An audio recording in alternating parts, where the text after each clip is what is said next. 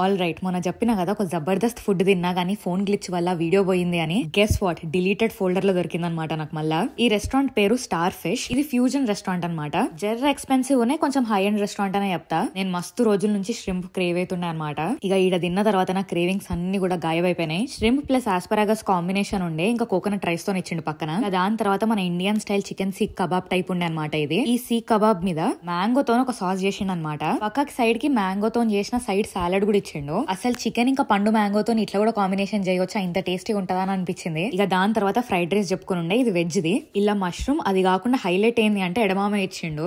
మంచి కాంబినేషన్ కదా, నేను కూడా ఎప్పుడన్నా ట్రై చేస్తా. అన్ని జర కొత్తవే ట్రై చేస్తున్నాం, ఏదైనా ఒక సేఫ్ డిష్ కూడా ఉంటే మంచిది అని చెప్పి కుంపావ్ చికెన్ చెప్పుకునుండే. ఇక ఆ డిష్ ఎట్లా చేసినా మంచిగానే ఉంటది కదా, మనందరికి పసంद ఉంటది ఇండియన్స్ కి. Fried rice plus kung pao chicken next level combination. ఒక రకంగా చెప్పాలంటే అది one of the comfort food అని కూడా చెప్తా.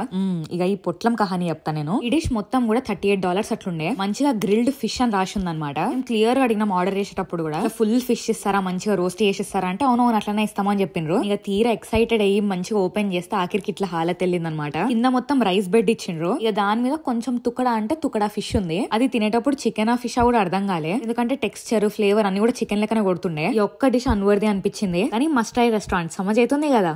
సరే మరి ఉంటాం అలా.